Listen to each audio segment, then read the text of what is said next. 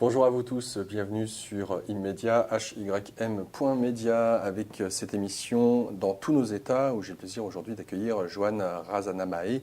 Joanne, vous êtes chamane, en tout cas vous avez initié cette pratique du chamanisme sauvage. Vous êtes issu de la tradition malgache, et encore, vous allez pouvoir rentrer un petit peu plus dans le détail. En tout cas, d'origine malgache, vous êtes arrivé en Europe vers l'âge de 20 ans. Vous êtes mère de 4 enfants et vous avez un deuxième mariage aujourd'hui, ce qui nous laissera entrevoir finalement ce que vous enseignez aux autres, comment vous-même vous le concevez dans votre propre vie à travers les différents aspects que cela requiert. Avant de commencer à rentrer dans le détail de votre vie, j'aimerais savoir pour vous, qu'est-ce que c'est que le chamanisme ? Oui, alors donc bonjour Laurent et bonjour à tous. Je suis très heureuse d'être là. Et merci d'avoir bien prononcé mon nom. Ce n'est pas évident, des noms malgaches à rallonge. Vous avez été parfait. Et puis avant d'entrer dans le sujet, je suis maman de 3 enfants. Pas 4. Mais j'ai adopté une nièce. Donc la fille de ma sœur aînée. Et vous avez raison, donc je suis maman de 4 enfants aujourd'hui. D'accord. Alors, donc, le chamanisme, pour moi, c'est l'art de rester en communication avec le divin qui est en soi, et ce divin qui nous relie à des esprits qui existent dans toutes sortes d'endroits dans l'univers, en haut, en bas, au milieu. On peut dire ça comme ça. Et un chaman, c'est quelqu'un qui est resté connecté, qui n'a pas perdu le contact pour devenir un pont entre les êtres, entre les mondes, et pour devenir également un technicien de la santé, du bien-être, en rapportant pour certains toute une série d'enseignements spirituels. Alors je comprends bien ce que vous voulez dire. Ce qui vous caractérise, c'est que pour être chaman, il y a généralement des lignées, des traditions, qu'elles soient amérindiennes, qu'elles soient sibériennes ou issues de l'Indonésie. Bref, le chamanisme, ce n'est qu'un nom qui a été donné à défaut d'autre chose. Mais chacune des traditions à travers le monde a donné un nom spécifique. Quand vous avez choisi d'utiliser le chamanisme, j'aimerais comprendre ou saisir pourquoi est-ce que, par exemple, vous n'avez pas choisi d'appeler ça un autre nom, une autre voie. Pourquoi avoir choisi spécifiquement ce nom qui caractérise bien un type d'approche, si on peut dire. Est-ce que vous vous sentez vraiment très proche du chamanisme au regard de ce que la conscience collective imagine ? Ce que je peux dire, c'est que je suis chamane aussi loin que je remonte dans ma naissance. Et je fais partie des chamans qui n'ont pas du tout été formés, curieusement. Parce que la vie a fait que je suis née dans un endroit qui n'était pas de mon ethnie. Et j'ai déjà vu un petit peu, à partir de mon enfance, les limites des traditions, en quelque sorte. Parce qu'il y a cette considération de l'étranger, on va sûrement y revenir, oui, qui entre quand même en jeu, qu'on le veuille ou pas. On ne le mentionne pas tellement en Occident, mais on va sûrement en revenir là-dessus. Et puis ensuite, je suis issue d'une famille protestante, très connue dans le village où je suis née. Donc, mes parents étaient anti-chamanisme, mais sans nous révéler quand on était enfant qu'ils avaient le don. Ah bon ? Oui, ils parlaient, ils voyaient les gens qui sont morts. Ma mère avait des chamans qu'elle ne connaissait pas, qui lui arrivaient en rêve en lui disant, par exemple, d'aller chercher une feuille, un papier pour prendre le nom des ingrédients. Oui, des ingrédients qui guérissent. Et moi-même, j'ai eu des chamans que je n'ai jamais vus, même dans mon village, dans leur façon de se vêtir. Je ne savais même pas qu'il y avait des esprits qui habitaient des mondes, et ces esprits n'étaient pas vraiment que dans des corps de lumière. Certains se présentent à nous avec un peu comme s'ils étaient de chair, mais des personnes qui ne sont pas de ce monde, pour autant. D'accord. Et donc, j'ai découvert plus tard que ma maman faisait déjà les mêmes rêves que moi. Et ma grand-mère faisait les mêmes rêves que ma maman. Donc, il y a une lignée. Et aujourd'hui, j'ai mes enfants, même si tous ne suivent pas mon chemin, ils ont cette clairaudience, cette clairvoyance, ils ont de la sensibilité aux choses. Et donc, moi, depuis mon enfance, je vois des êtres de la nature, je vois des esprits de la nature, je vois des guides. Un peu plus tard, j'ai vu des anges. Si je ne voyais pas certains êtres, c'est parce que j'avais peur, enfant, que ça allait me brûler les yeux. Une espèce d'intuition comme ça, que c'est une force spéciale autre qui demande d'être en fait tout simplement assimilée et qui demande qu'on soit aligné pour pouvoir véritablement entrer en contact avec ces êtres-là. Pourquoi est-ce que, d'après vous, votre famille a mis de côté tout ce qui avait trait à cette connexion et s'être réfugié, si on peut dire, dans la religion protestante? Ils ne s'étaient pas réfugiés, je n'ai pas dit ça. Ben, quand je dis réfugié, c'est dans le sens où ils ont totalement fait abstraction de ce qu'ils voyaient, ils ne vous en ont pas parlé. La première chose, c'est que je suis issue d'arrière-grands-parents pasteurs. Et j'ai découvert une similitude avec l'Occident, qu'à l'époque des religions, c'était les nobles qui étaient admis dans les écoles pour devenir des pasteurs. Donc, en fait, moi, je suis d'une descendance noble de Madagascar, même si ça ne m'a rien rapporté du tout, cette noblesse-là.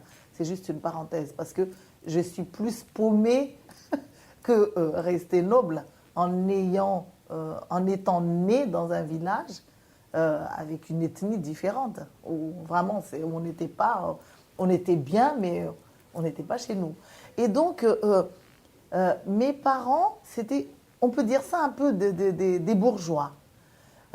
Et plus tard, ils avaient découvert que la religion, en fait, n'inspire pas à faire des ponts entre les croyances, mais exige des gens qui entrent dans leur royaume, on va dire en quelque sorte, l'abandon de tout ce de tout ce qu'ils ont de culturel. D'accord. Donc mes parents, ma grand-mère elle-même, un jour, quand elle me disait qu'elle voyait ses parents, parce qu'il y avait un mort dans le village, qu'il y avait un vent très très fort, et elle disait c'était un esprit mauvais.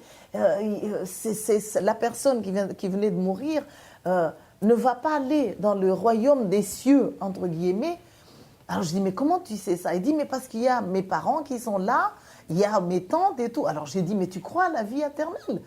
Tu crois qu'il reste une vie après la vie? Et elle m'a dit, presque en criant, pas du tout. Alors je dis, mais comment tu fais ça? Il me dit, mais parce que les pasteurs ont toujours dit que ça n'existe pas. Donc la pauvre femme avait ce qu'elle vivait, mais avait reçu les conseils de ce qui était bien, ce qui était bon. D'accord. Donc elle n'arrivait pas à faire le lien. Le lien. D'accord. Donc du coup, c'est comme si elle disait n'importe quoi. Parce que d'un côté, elle ne croyait en rien, et d'un autre, elle continuait à voir. Je comprends. Ouais, des choses. Et ma maman, c'était la même chose. Et moi, c'était aussi la même chose. J'ai fait l'école du dimanche, j'ai cru vraiment au personnage de Dieu tel qu'on préconise dans la Bible et tout ça. Mais au fond de mon cœur, j'ai un autre appel d'une énergie différente, d'une source de sagesse et de lumière, de conscience spirituelle différente. C'est pas une source, une entité, mais c'est une entité qui est nourrie par tout ce qui vit dont nous. Nous sommes les cellules qui composent le corps de cette. Voilà, nous sommes de ce qu'on peut qualifier Dieu. oui, comme en fait les grains de sable sur une plage. Alors c'est quand même risqué de votre part, quand je dis risqué, c'est-à-dire que vous vous êtes qualifié de chaman, comme on a été précisé précédemment, vous n'avez pas suivi une tradition en particulier, puisque vous aviez, vous, cette connexion naturelle issue de la lignée de votre famille. Qu'est-ce qu'il en a été des chamans qui, eux, étaient issus de traditions, qui vous ont rencontré et qui certainement peut-être peut-être pas pour tous, je ne sais pas, mais ça nous montre bien aussi la vision du chamanisme au XXIe siècle, n'ont pas apprécié que vous vous qualifiez vous-même de chaman alors que vous n'aviez pas de suivi ou formé dans une tradition particulière. Est-ce qu'on vous a fait des remarques par rapport à ça? Oui, on m'a fait des remarques, mais pas tout le monde. Quelques chamans, et d'ailleurs curieusement, c'était des chamans qui se déclaraient de tradition sans être forcément de cette culture. Des chamans même rejetés par la culture. Donc ils étaient issus. Voilà, c'est ça. Donc, c'est qui pour moi est absolument... Alors donc, en fait, ça me rappelle d'abord une chose. C'est que les êtres qui m'ont les plus formés étaient justement les êtres adorés, vénérés, honorés par les chamans, c'est-à-dire les esprits. Je suis avant tout inspirée par des esprits. J'ai fait des voyages hors du corps depuis mon enfance.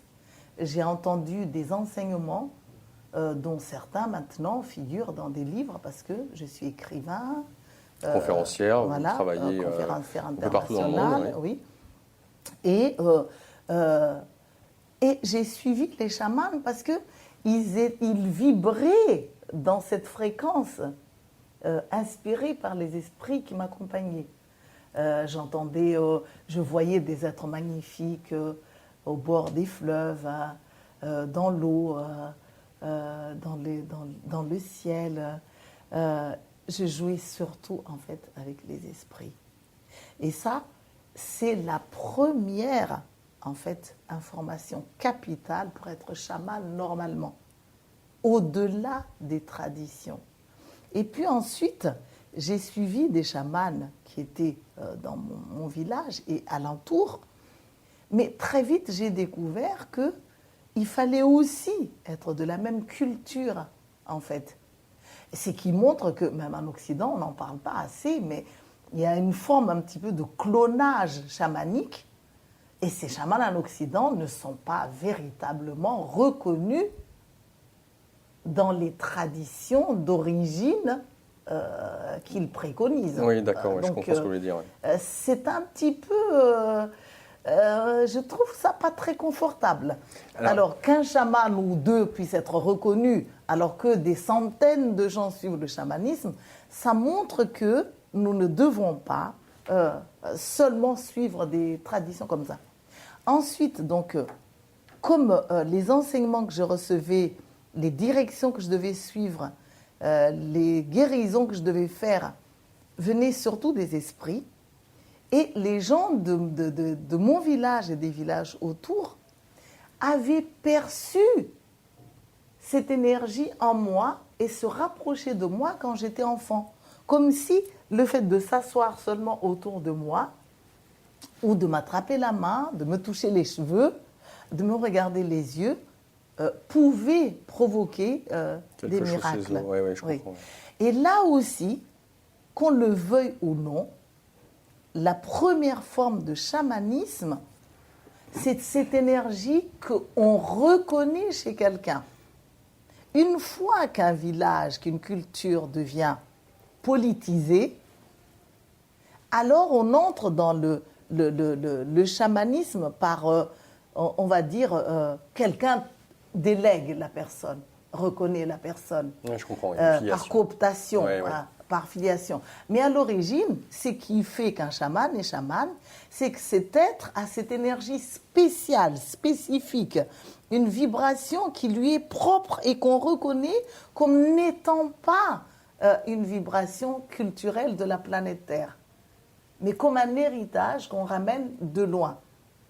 Ensuite, le deuxième élément pour faire chaman, c'est quand on a été, par exemple, mal, et qu'on a réussi à s'en sortir. Parce que par le fait qu'on s'en sorte, ça montre justement combien on connaît le chemin de la guérison spirituelle. Et ça, je l'ai aussi fait puisque par moi-même, les gens ne pouvaient pas me renier, ni les chamans, ni la population. J'avais ça. Et ensuite, le fait que je pouvais apporter des informations qui... Mais les gens n'en revenaient pas. Je disais des choses déjà enfant, mais qui étaient en fait profondément sages, alors même que je ne le savais pas que c'était profondément sage. Ouais, c'était de l'ordre de la connaissance et pas du Voilà, savoir. c'est ça. J'aimerais savoir, Joanne, qu'est-ce que vous pouvez nous dire, parce qu'il y a un élément qui est important, notamment à travers ce que vous dites, sur notamment cette idée de la transmission, de tradition. Vous avez créé le chamanisme sauvage. Je ne l'ai pas créé, hein, Laurent. J'ai été inspirée par les esprits qui m'accompagnent. C'est important de faire la à faire émerger le chamanisme sauvage. En quoi ça consiste ? Je vais arriver à décrire en quoi ça consiste. Mais parce qu'en fait, il n'y a qu'à peu près 5 cultures qui se disputent le chamanisme sur la planète Terre.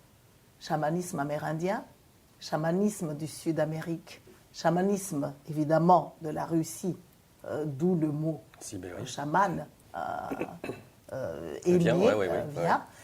Chamanisme hawaïen, qui est proche donc aussi de l'Amérique du Nord. J'en manquerait un peut-être, je crois. Oui. 1, 2, 3, 4. En fait, l'Amérique du Sud, il y a le Pérou, il y a le Maya. En France, il y a le chamanisme, donc celte. C'est comme si la planète Terre est devenue, est réduite à 5 cultures. Et j'ai bien entendu les guides, il y a des villages séparés du monde qui ne sont peut-être pas habités, qui pratiquent du chamanisme dépouillé, sans pyramide, sans qu'il soit érigé des menhirs, sans qu'il y ait quelque chose de spectaculaire.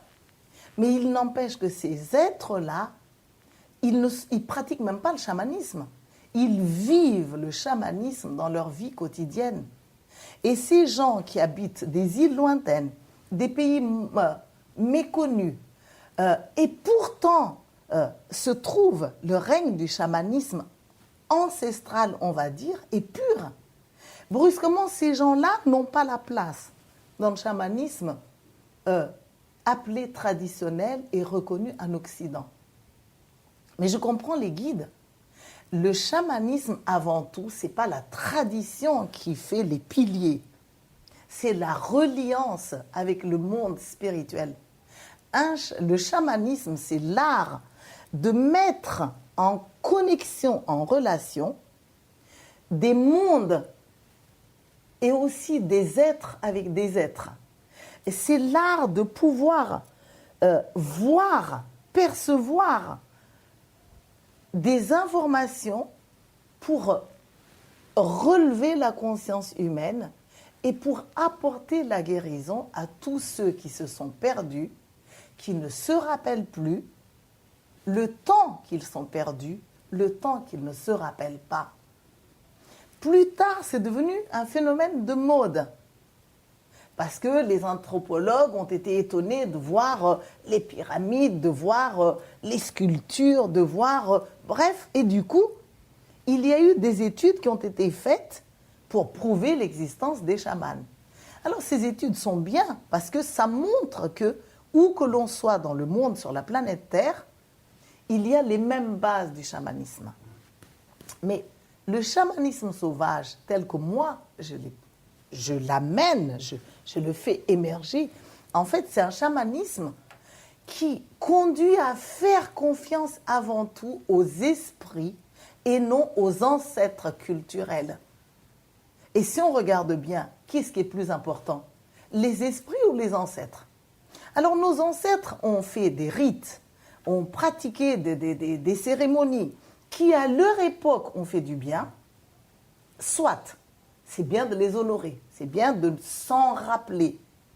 Mais ce n'est pas bien du tout de répéter la même chose. Parce que répéter la même chose signifie aussi être dans une mémoire de quelque chose.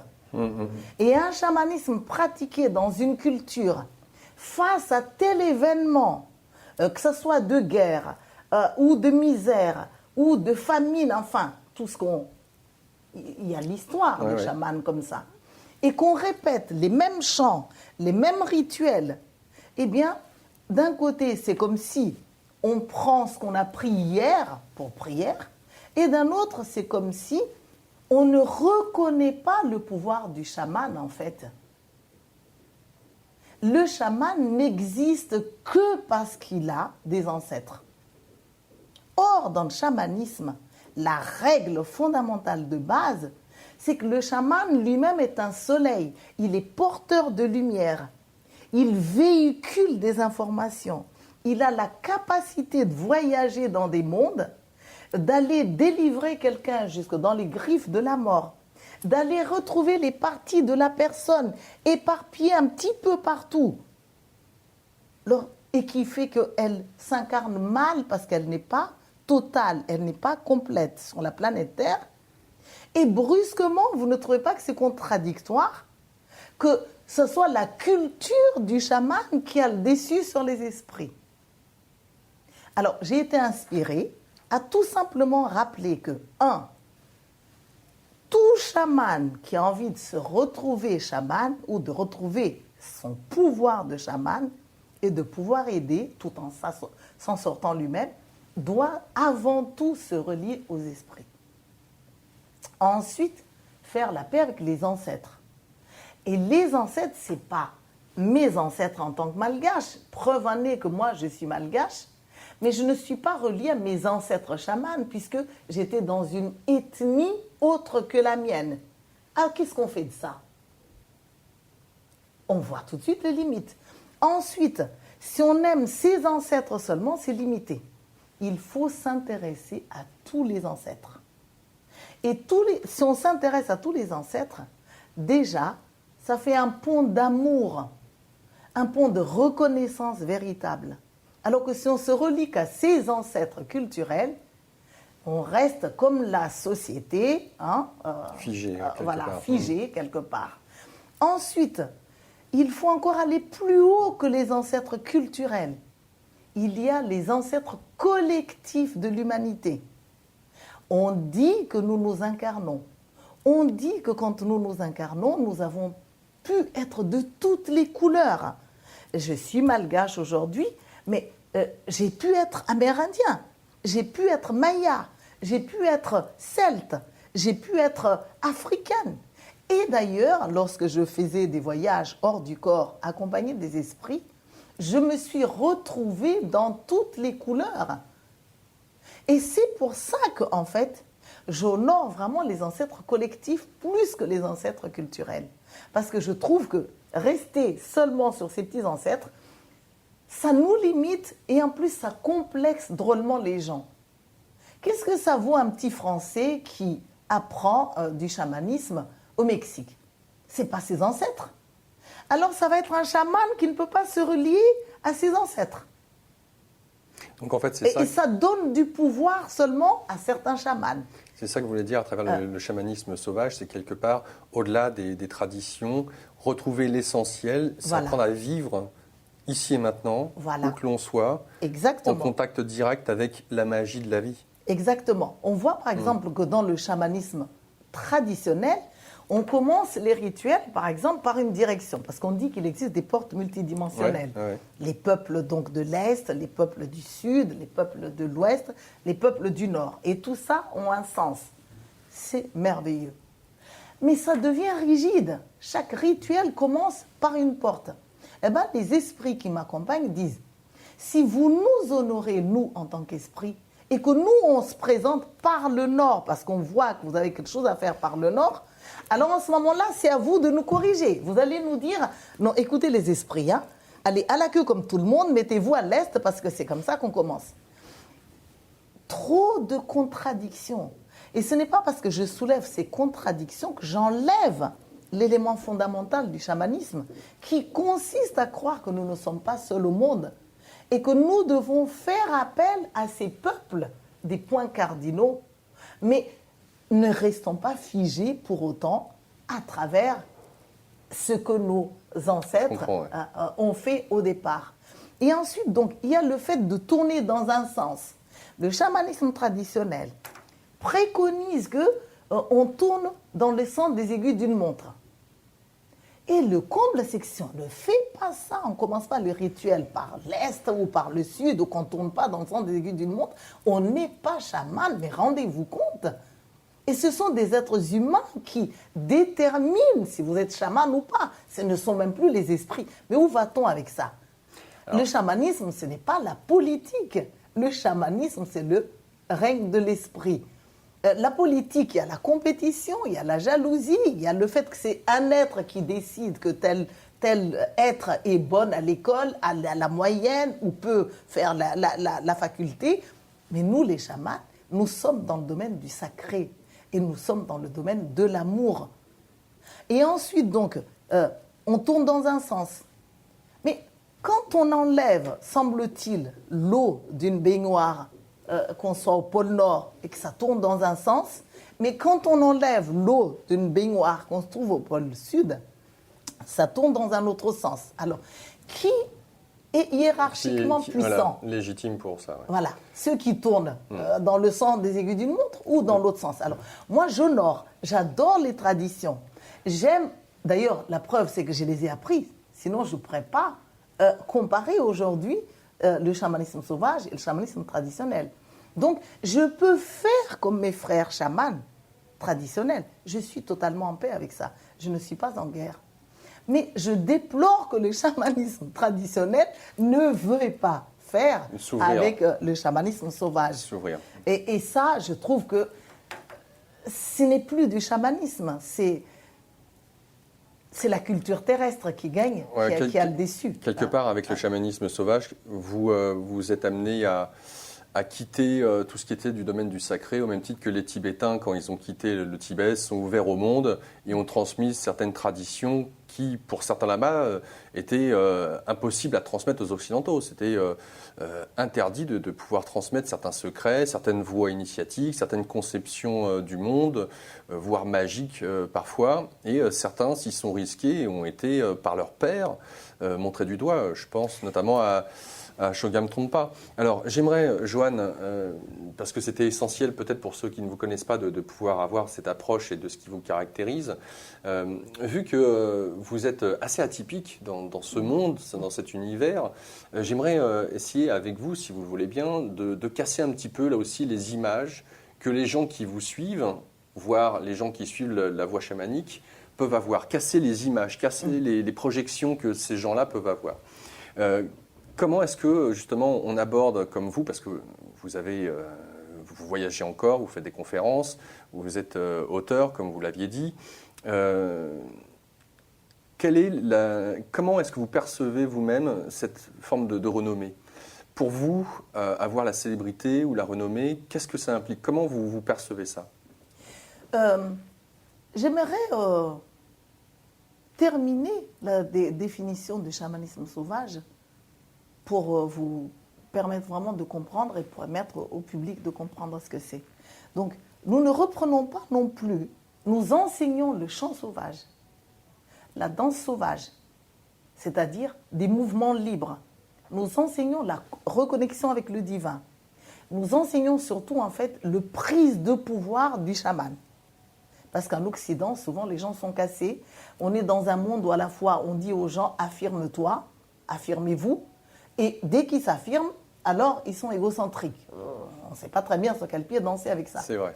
Et donc nous enseignons les techniques dans nos formations, qu'on peut voir sur notre site, mais nous n'inspirons pas aux chamans de reproduire la même chose.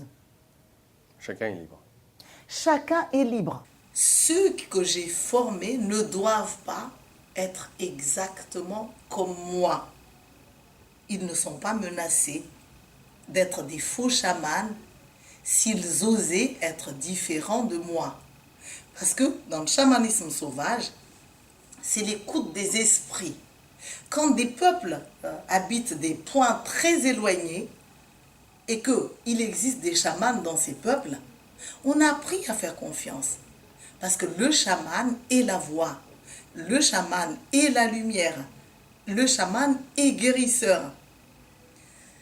Aujourd'hui, si on veut faire des clones de chamans, alors tout le monde se répète. Et ça donne d'ailleurs des mini-chamans qui critiquent les autres. On est là pour voir si une personne a mis des chaussures avant d'entrer dans le feu. On est là pour savoir si la personne s'est tournée d'abord vers la terre ou vers le ciel avant. Parce qu'on oublie que quand on est relié au monde des esprits, il y a des choses que l'on peut ne même plus faire.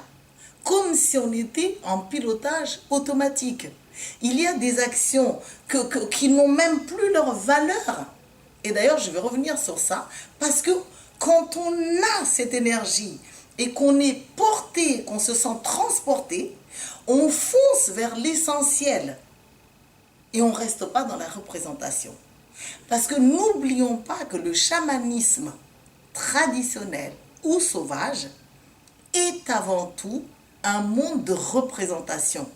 Le feu représente la lumière, les gestes représentent des esprits, si on danse et qu'on danse de cette manière, comme dans certains, ou le Dervish Turner d'ailleurs. On parle de comment conjuguer des énergies, mais il y a aussi derrière ça, j'imite ce qu'on appelle les anges dans certaines langues, ou j'imite les aigles de lumière, ou j'imite le faucon, ou j'imite pour m'envoler vers le monde de lumière. Quand on a le feu, cette fumée qui monte, ça symbolise la montée vers le royaume des cieux, vers le monde des esprits, d'en haut. Même si en chamanisme, il y a 3 mondes. Le monde d'en haut, le monde du milieu où nous sommes et le monde d'en bas. Et bien aujourd'hui, on a fait de ces représentations des lois. Surtout dans le chamanisme traditionnel. En fait, ce que vous critiquez, oui, c'est tout ce qui a trait à la rigidité. Voilà, c'est devenu le fait d'enfermer les choses. Alors, moi, je forme les gens, mais ils peuvent faire. En fait, il n'y a pas d'interdit pour autant non plus. S'ils ont besoin de me copier pour sentir ce que je suis en train de faire, pour me connaître ou pour voir la profondeur de ce que je fais, soit. Mais ils ne doivent pas seulement copier, ni moi ni personne, et de manière définitive. Ouais, je comprends, trouver leur propre identité. Trouver leur identité, trouver leur propre force. L'essence, ouais. Et un élève peut tout à fait dépasser son maître. Et ça, je trouve ça génial parce que dans toute la philosophie chamanique et spirituelle, on dit ça, qu'un élève peut dépasser le maître.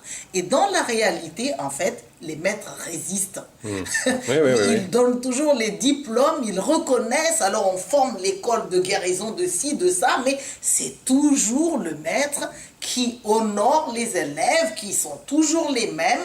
Et en fait, c'est complètement figé. Hein? Donc, c'est terrible. Même les universités terrestres sont plus libres que les universités chamaniques.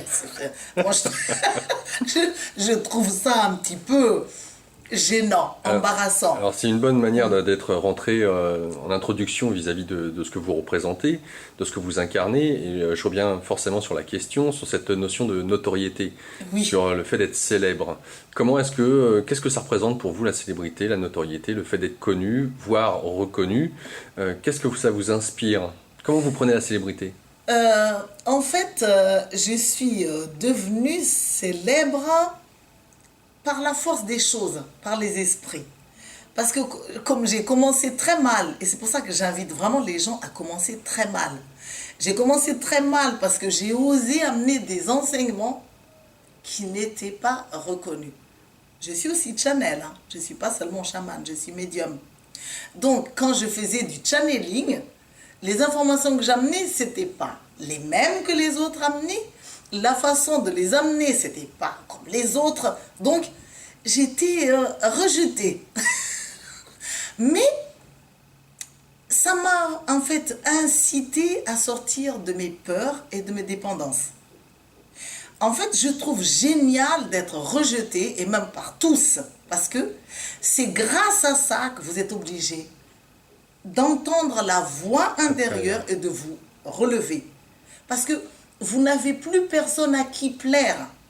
Moi, j'ai des gens, moi je le sais jusqu'à aujourd'hui, ils ont peur que s'ils m'invitaient, à la limite, j'allais démolir les enseignants ou les enseignements qu'ils mettent en avant. Alors que, en fait, mon intention, c'est pas de démolir ni les enseignements, ni les êtres, mais d'oser transformer ce qui se passe pour ne retenir que ce qui est, pour moi, absolument dans la loi de la lumière spirituelle, dans la loi de l'amour universel.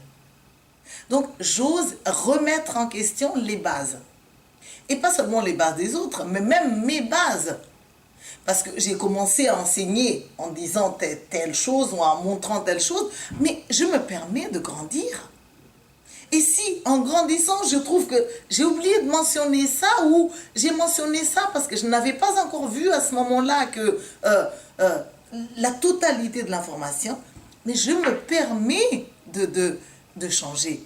Alors c'est ça qui est génial. J'approfondis, hein, parce que sur cette notion de notoriété, on s'imagine toujours, peut-être d'un point de vue extérieur, puisque vous enseignez, qu'on a tendance à vous mettre sur un piédestal, comme si vous étiez l'aboutissement de quelque chose. Et ce que vous êtes en train de dire, c'est que vous-même, vous êtes en chemin, que vous n'êtes pas parfaite, et que vous avez vos préférences, que vous évoluez aussi avec le temps, que tout est en mouvement, même vous-même, finalement. Vous n'êtes pas figé par rapport à ça. Alors, je suis invitée sur des divers sommets de conscience, des sommets sur le web. Je suis invitée à des festivals. Je ne suis pas toujours invitée dans les festivals de tradition. Chamanique, oui. Il n'y a que dans le néo-chamanisme pour l'instant que j'arrive à entrer. Mais moi, ça me fait rire, ça m'amuse parce que on ne peut pas en fait empêcher l'évolution de la conscience spirituelle. Lorsqu'on vibre quelque part sur une fréquence, les gens vous trouvent. Que vous soyez invité ou pas, que vous soyez reconnu ou pas, les gens vous trouvent. Donc moi, j'ai des milliers de gens qui me trouvent. Alors donc du coup, je trouve un inconvénient à être très connu parce que on est moins libre. Heureusement que je suis aussi à l'origine d'un enseignement qui s'appelle l'enseignement sur les personnages intérieurs, parce que je vois ces personnages autour de la tête des gens comme une coiffe justement d'un chef chaman amérindien. Donc je vois les personnages intérieurs dont nous sommes tous porteurs chacun, et chaque personnage a une mission précise à réaliser. Et chaque personnage a une voix indépendante de l'autre. Donc je suis chaman dans un de mes personnages. J'ai cette mission, mais je ne suis pas que ça. Dans une autre de mes missions, je suis aussi maman. Et si je peux être une excellente chamane, mais une très mauvaise mère de famille, excusez-moi, mais le chamanisme ne va pas me sauver. Il y a comme ça des chamans, ils sont des grands chamans, mais ils ne savent pas fraterniser. Ils ne savent pas se conduire en frère. C'est-à-dire, ils ne savent pas enlever le vêtement de chaman pour n'être plus que seulement un frère quand on passe une soirée avec quelqu'un. Et moi, je trouve ça affaiblissant, limitant. Je suis chamane, mais je suis aussi une femme d'affaires. Et on est dans un monde, justement, où on a du mal à reconnaître la femme ou l'homme d'affaires en chacun, alors que la société est matérialiste. Il faut bien quand même s'intégrer dans cette société avec la spiritualité. Aujourd'hui, à ce siècle, il y a encore des gens qui croient que la spiritualité, le chamanisme, ça ne doit pas être échangé avec de l'argent. C'est faux et archi faux. J'ai participé au sommet de l'abondance, donc il y a une vidéo sur YouTube sur ça, entre autres. Eh bien, dans mon village où il n'y a pas de taxi, où il n'y a pas de chauffage, où les gens apportent la nourriture aux chamans. Certains apportent des régimes de bananes, d'autres apportent du riz, d'autres apportent de la volaille, ou ce qu'on veut. Le chaman, il s'en sort tout seul. Il n'a pas en effet besoin d'argent. La spiritualité n'a pas besoin d'argent. Mais dans un monde où beaucoup de gens vivent la misère, où il faut bien sortir, mettre les enfants à l'école, où c'est aussi la dignité humaine et l'acceptation de son incarnation jusque dans le plan physique que de savoir gérer aussi l'argent. Qu'est-ce qu'on fait avec ça? Ceci étant dit, pour moi, la liberté, c'est d'être et de ne pas être. Comme dans le chamanisme, comme avec les tenues de chaman. Je peux mettre des tenues de chaman, je peux ne pas les mettre. Je peux demander de l'argent, mais je peux ne pas en demander. Si je suis libre en ce moment-là, ce n'est pas une loi qui gère ma vie. C'est mon ressenti et ma situation qui me guide à choisir ça ou ça. Mais jamais je ne fais ça contre ça. Parce que ça limite. Donc ça peut fluctuer. On sort de la... Oui, bien sûr. Donc, alors, en tout cas, pour l'instant de l'interview, ce qui ressort plutôt, c'est que vous êtes un peu comme de l'eau. Ça va, ça vient. Et en fonction de l'instant présent et de ce que vous y demandez, vous pouvez être tantôt l'un, tantôt l'autre. Et pas de jugement par rapport à ça. Alors, c'est très intéressant parce que je vous ai posé la question de la célébrité, vous allez répondre après, et vous avez enchaîné avec l'argent, ce qui était aussi une des questions. Donc c'est très fin de pouvoir associer les deux, parce que forcément, d'avoir des moyens financiers ou l'image que l'on a de donner du bien aux autres ou d'être dans cette vision de la spiritualité plus blanc que blanc, et vous venez de nous dire, bah voilà, on est sur cette terre et qu'il faut s'intégrer dans la société. Et que l'argent n'est pas un problème, c'est un moyen. Alors, par rapport à cette renommée, Laurent, oui. Donc, d'un côté, c'est bon la renommée, c'est bon le succès, ça peut être enivrant. Mais on peut aussi devenir très vite esclave de ça. Et ça, on peut même devenir esclave de ça pour bloquer ses propres collègues à accéder au succès. Oui. Moi, je connais des gens, ils sont...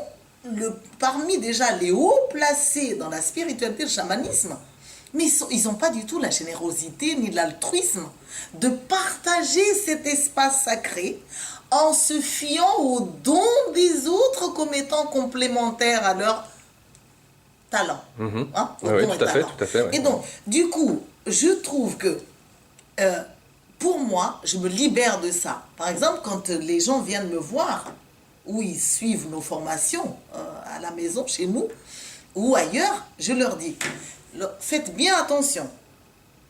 Quand vous me parlez dans cette pièce, je suis maître Johan Razana Mahai. Je vais parler de cette histoire de maître tout à l'heure, si vous l'acceptez. Oui, bien sûr. Je suis maître Johan Razana Mahai. Parce que dans cette matière que j'enseigne, j'en ai la maîtrise. Et je prends ce que les guides disent. Il ne faut pas avoir peur de ta propre lumière, de ta propre puissance. Comment puis-je faire connaître à ceux qui cherchent des guérisseurs dans le monde, des chamans dans le monde, si je joue la fausse modestie, la fausse humilité dans un coin? Donc, je m'affirme, je suis maître Johan Razana Mahai, mais quand je suis dans cette pièce, vous pouvez me dire tout ce que vous voulez sous tous les tons et même m'agresser. Mais ne me faites pas la même chose dans l'escalier, entre deux portes, ou quand je suis dans le jardin. Parce qu'il se peut que vous soyez en face de l'enfant de mes parents qui est en moi, d'où les personnages intérieurs que j'enseigne, qui vient aussi de moi, le monde des SPPA ou sous-personnalités psychoactives. Ne me parlez pas dans l'escalier parce qu'il se peut que je ne sois plus la chamane ni la channel, mais seulement l'épouse de Tal. Et je ne sais pas ce qu'on vient de vivre, si c'est quelque chose de lumineux ou c'est quelque chose de désagréable en tant qu'épouse. Et là, je me permets d'être une autre facette de ma personnalité. Je ne suis pas chamane 24 heures sur 24. Et heureusement, je ne suis pas channel 24 heures sur 24, et heureusement. Et dans ces personnages d'énergie dont nous sommes tous porteurs, certains sont très grands, presque proches de la réalisation spirituelle, et d'autres peuvent être très petits, immatures, nuls, bêtes et méchants. Et d'ailleurs, pour moi, il n'y a pas un seul être qui soit réalisé à 100% sur la planète Terre. Comment est-ce qu'on le voit ça? Eh bien, il suffit qu'on insuffle une gramme d'insécurité chez un être Et c'est là que vous voyez tout de suite que l'ego, que moi j'ai aussi baptisé, parce que j'ai fait tout un enseignement spécial sur l'ego, que je baptise Bouboule, parce que ça vient de Pitbull, vous verrez ça sur Internet. J'ai également élaboré spécifiquement un enseignement sur l'âme, avec une présentation qui permet vraiment d'identifier ce que c'est que l'âme, parce que sinon, toute voix raisonnable pour la plupart d'entre nous, gentils, qui vous coucounent, vous avez envie de dire que c'est votre âme dont il s'agit. Ce n'est pas vrai du tout. Il y a des attitudes spécifiques de l'âme, comme des attitudes spécifiques de bouboule de l'ego. Donc, moi, j'ai un ego. Quand mon ego est tenu par mes personnages les plus lumineux, les plus grands, qui ont la foi, qui ont l'amour, qui ont l'enseignement, qui ont la guérison dans les mains, bouboule est en dessous, parce que ces personnages savent déjà soigner et savent aussi soigner l'ego, dont le mien. Mais mon ego peut être tout à fait en train de conduire d'autres personnages qui sont encore immatures en moi, et le dire aux autres signifie les informer. Et quand les gens sont informés, ça signifie qu'ils vont prendre soin non seulement d'eux, mais ils vont aussi me considérer dans ce que je suis. C'est-à-dire que si je suis malade, mais qu'ils me soignent. Parce qu'avec ces personnages qui vivent sous diverses fréquences, certains sont malades encore. Qu'est-ce que vous voulez? C'est comme ça. Alors, je ne veux pas m'inventer. Non, mais c'est super, c'est super.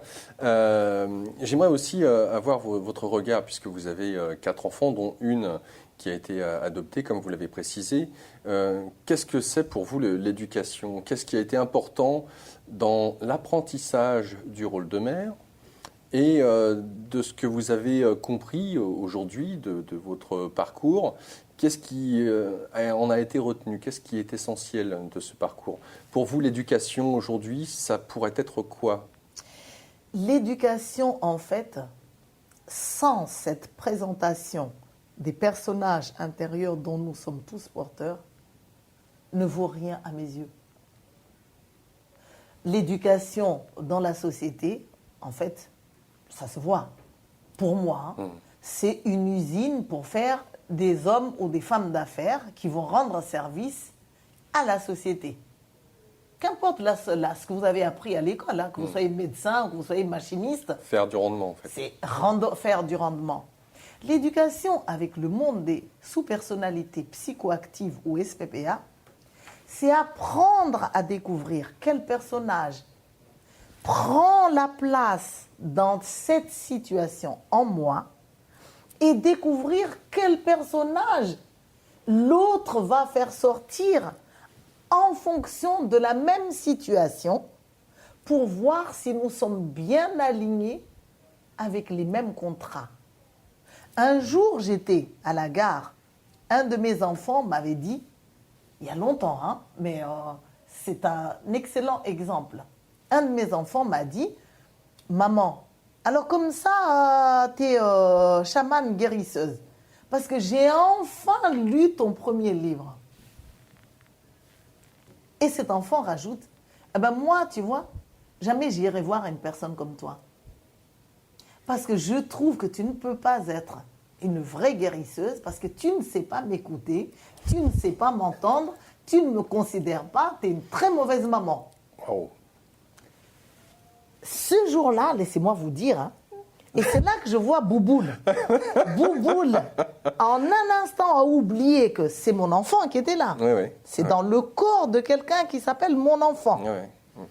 Je sentais la boule puante, le coutelas qui commençait à s'ouvrir dans les oreilles, les mitrailleuses lourdes qui commençaient à se lever, le serpent qui allait sortir de mes tripes pour assassiner cet enfant qui s'appelle mon enfant. Dieu merci, Dieu, cette énergie composée de tout. Mon mari était assis en face de mon enfant. Et dans ses yeux, je sentais un appel. Et il me disait, justement, n'oublie pas que tu es chamane. Justement, n'oublie pas que tu es channel. justement, n'oublie pas que tu es maître spirituel. À ce moment-là. À ce moment-là. Et là, j'ai eu l'impression de tituber parce qu'il fallait changer de personnage. Ouais. Parce qu'en fait, quand il m'a dit ça, il a touché l'enfant qui est en moi. Bah oui. Un enfant pas reconnu, un enfant qui a été tapé, un enfant que la société a refoulé, un enfant que ses collègues a abandonné. Bref, un enfant jugé, critiqué, massacré. Ouais, ouais. Je l'avais aussi à l'intérieur de moi. Alors là, je titubais pour me rappeler que, un, je suis enseignante et deux, je suis sa mère.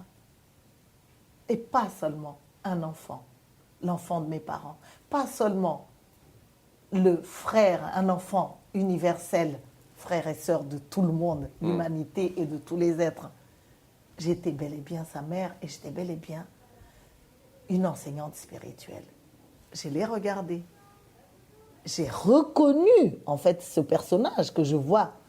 Parce que quand je suis, du coup, honnête, brusquement m'apparaît ce personnage. Quand je suis déséquilibrée, Bah oui. je perds Pas un peu vider les pieds. Voilà, c'est ça. Et là, j'ai vu que, en fait, en lui-même existait un maître spirituel. Et ce maître spirituel avait quelque chose à m'enseigner. Ce n'était pas seulement mon enfant qui parlait, c'était un enseignant, malgré son âge. Il était au même niveau que le mien dans la sagesse. Il avait besoin de se faire entendre. Et à côté de ce maître spirituel, se trouvait un enfant qui essayait simplement de dire à sa mère sa souffrance, ses frustrations.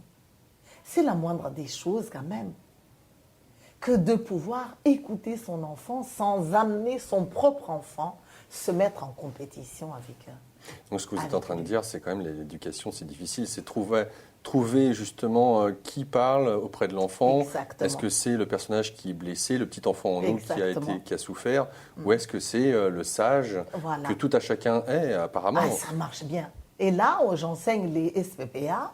J'enseigne avec justement un de mes enfants, Gwen Clapp, avec mon mari, Tal Chaler, avec un frère, Jean-Marie Muller, qui est en Suisse. On est très différents les uns des autres, c'est pour ça que je parle de ça. Mais on voit dans la même direction et on est inspiré à voir des situations différentes, des configurations. Et quand on est entre nous, justement pour en revenir à cette renommée, parce que c'est là qu'on est parti, on peut se permettre d'être n'importe lequel des personnages. Parce que comme on sait qu'on n'est pas que ça, on n'est pas coincé dans ce personnage. Le problème dans la société, c'est qu'un maître spirituel, par exemple, on va dire Dalai Lama, par exemple, il va avoir du mal à sortir un séducteur. Ben, je vais vous raconter une petite histoire par rapport au Dalai Lama. J'étais à l'antenne un jour, je faisais une antenne et on parlait du Dalai Lama sur l'image que pouvait représenter cet enseignant spirituel. Et j'ai dit, bah, finalement, c'est un homme comme tout le monde. Et il y a une auditrice qui m'appelle, elle dit, mais non, c'est pas un homme comme tout le monde, c'est le Dalai Lama. Et j'ai dit, alors je ne sais plus quel était le prénom de l'auditrice, et je lui dis, mais est-ce que vous pensez qu'il se cure le nez de temps en temps? Mais non, voyons, c'est le Dalai Lama, il ne peut pas se curer le nez. Voilà, l'image qu'on peut avoir de ce que peut représenter un homme de son envergure. Donc on peut facilement aussi imaginer ce que tout à chacun on peut projeter sur une personne comme vous, que vous êtes aussi apprécié, admiré par rapport à l'enseignement, l'approche que vous avez de la vie. Toutes ces personnes qui aiment la sage en vous et de ce que vous êtes en train de nous dire, là aussi de vos particularités, de ce que certains pourraient qualifier des faiblesses, mais j'ai le sentiment qu'à travers ce que vous dites, ce n'est pas tant des faiblesses. Non, ce sont des personnages valables. Et on est ici sur une planète école. Si ces personnages n'ont jamais le droit d'exister, ils ne reçoivent pas d'aide. Ils ne vont pas grandir. Donc ils vont m'alourdir. Ils vont même m'entraîner dans ce qu'on appelle le monde du bas astral. Et de manière concrète. Moi, je vois des enseignants spirituels. C'est dommage qu'on ne fait pas d'enquête. Ils sont mauvais frères dans leur famille. Ils sont mauvais pères. J'ai des chamans. Ils ont des enfants qui sont suicidés ou ils ont des relations conjugales non respectueuses de l'autre. Parce que quand ils font du chamanisme, leurs séducteurs sévissent aussi au festival de chamanisme. Oui. On voit, d'ailleurs, il y a des conférenciers internationaux même dans le nouvel âge, qui ont pu mettre le sexe en avant au point de mettre en danger la spiritualité. Oui, oui. Oui, oui. Alors, une fois de plus, je ne dénonce pas ça pour dire, justement, que ces gens ne doivent pas être reconnus. Non, il ne faut pas jeter le bébé avec l'eau du bain. Parce qu'on fait souvent cette erreur.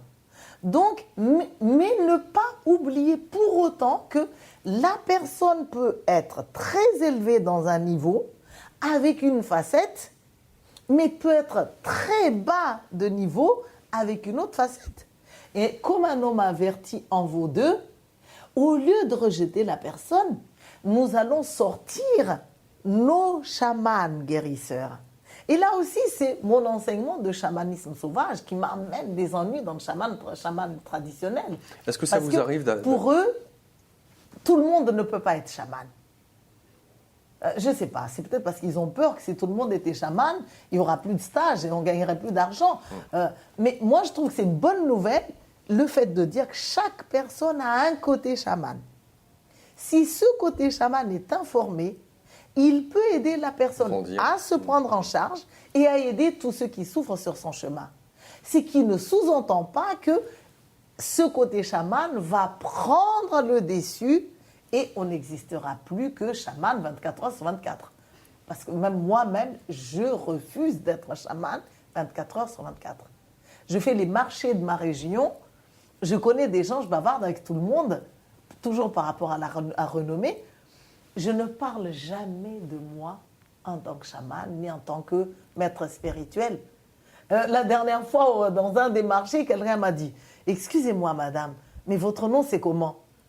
C'est comme si j'avais senti comme je me sentais en danger de ne plus pouvoir être incognito. Alors j'étais là. Je m'appelle Joanne.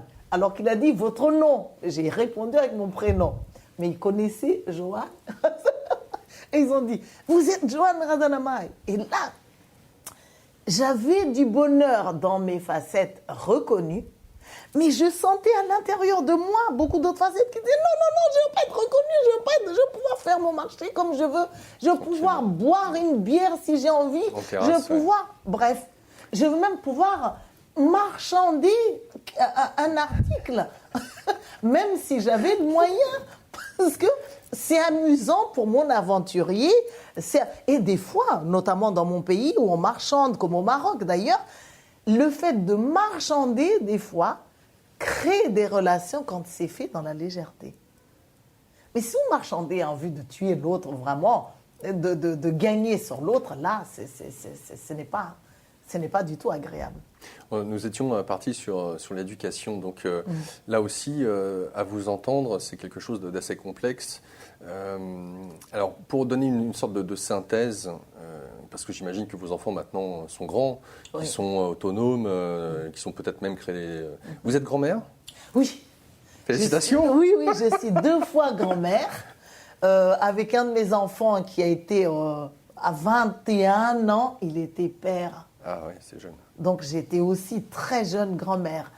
Et puis, alors maintenant, j'ai un deuxième petit-fils. Les deux, c'est des garçons. C'est génial. Je souffre, néanmoins d'une chose, et ça va toujours dans l'éducation, dans ce qu'on est en train de dire. Je souffre que dans ma femme d'affaires, je ne sois pas suffisamment aisée financièrement pour m'accorder du temps et laisser davantage mon travail pour n'être que grand-mère.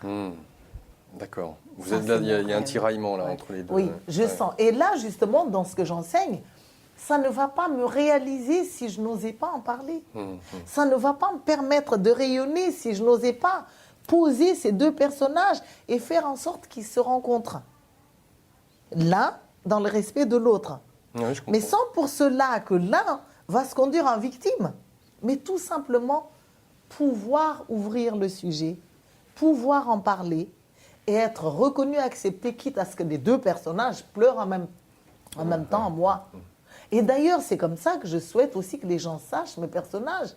Parce que je ne conçois pas que le chamanisme ou la spiritualité dispense d'apprendre des autres ou de recevoir des soins des autres. Et si vous ne révélez jamais ce que vous ne savez pas, vos faiblesses, mais qui va vous guérir? Qui va vous soigner? Si vous n'osez pas parler des sujets que vous n'avez pas résolus, parce que vos propres techniques ne sont pas efficaces pour ces situations-là, vous avez besoin de l'aide des autres. Je trouve qu'il est temps d'arrêter d'avoir honte de soi, d'avoir peur de ses côtés limités, comme de montrer en avant ses facettes brillantissimes, déjà magnifiques, déjà capables, remplies de foi et remplies d'amour. Lorsque on parle de ces différentes facettes, finalement, qui peut juger mieux que nous-mêmes ce qu'on a à développer, à bonifier, à se perfectionner dans ces différents personnages dont vous parlez, parce qu'on peut recevoir bon nombre de critiques ou de remarques. Et j'imagine que, vu que vous êtes un personnage public, il y a bon nombre de personnes qui vous disent peut-être oui, Joanne, bah là, tu es dans l'ego spirituel, ou tu devrais... tu es trop ostentatoire. Alors, exemple, les internautes vont voir tout de suite, vous êtes habillé d'une manière qui est très visible. Je ne m'attendais pas à ce que ça soit filmé. Hein. Mais voilà, on mais sent... en même temps, j'assume. Exactement. Oui, oui. Et vous, quand on vous voit sur les vidéos, vous aimez les couleurs chatoyantes, vous aimez ce qui est... Alors moi, j'entends le domaine du visible. Quand c'est chaleureux, quand il y a beaucoup de fantaisie, en fait, qui vous caractérise. On voit que vous avez des bijoux qui sont en accord avec votre habit. Je suis invitée à un gala ce soir, je ne suis pas du chaman. Donc, c'est là où je voulais en venir. Justement, j'honore mes personnages. Donc, de certaines personnes qui pourraient juger que vous êtes trop visible et que, justement, trop dans l'ego. Et c'est là où je voulais en venir sur cette notion de jugement, finalement. De qui acceptons les critiques ? De qui acceptons les remises en question ? Puisque vous mentionniez à un moment donné le fait de savoir s'écouter. Pour moi, c'est très simple. Au début, il faut accepter que nous ne voyons pas de nos yeux tous ces personnages. Donc, j'assume d'être une porte. Je suis une porte, c'est une mission de vie qui mène vers cette connaissance. Je donne la connaissance aux gens, mais dans la manière où j'amène la connaissance aux gens, immédiatement, tous ceux que je forme voient que je ne suis pas en dehors de la formation.